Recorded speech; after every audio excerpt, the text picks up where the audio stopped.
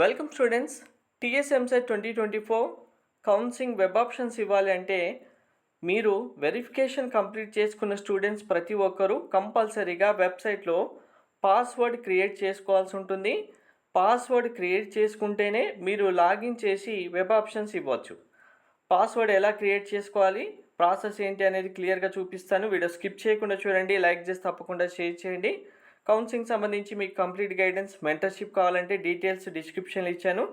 Mentorship join అయ్యే స్టూడెంట్స్కి counselling complete అయిపోయి కాలేజీలో జాయిన్ అయ్యేంత వరకు గైడెన్స్ ప్రొవైడ్ చేయడంతో పాటు మీరు ఇవ్వాల్సిన వెబ్ ఆప్షన్స్ ప్రియారిటీ లిస్ట్ కూడా మీకు ప్రొవైడ్ చేయడం జరుగుతుంది. సో ఫస్ట్ మీ సర్టిఫికేట్ వెరిఫికేషన్ అయిన టైంలో మీకు లాగిన్ ఐడి మీ యొక్క మొబైల్కి అందరికీ మెసేజ్ వచ్చి ఉంటుంది కదా. లాగిన్ ఐడి వచ్చిన మెసేజ్ బేస్ చేసుకొని ఇప్పుడు మీరు లాగిన్ చేయాల్సి ఉంటుంది. అంతకంటే ముందు పాస్వర్డ్ క్రియేట్ చేసుకోవాలి.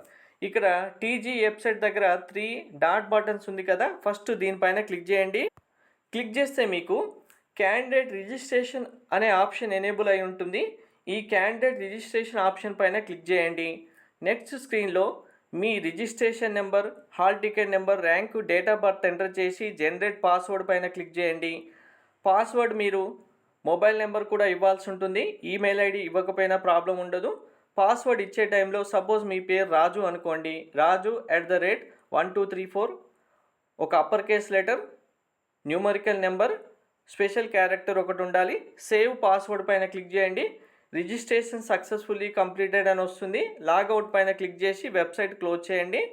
ఇలా పాస్వర్డ్ జనరేట్ చేసుకున్న తర్వాత మీరు వెబ్ ఆప్షన్స్ ఇవ్వాల్సి ఉంటుంది. వెబ్ ఆప్షన్స్ ప్రాసెస్ మీకు కంప్లీట్ వీడియో నెక్స్ట్ ప్రొవైడ్ చేస్తాను. Thank you.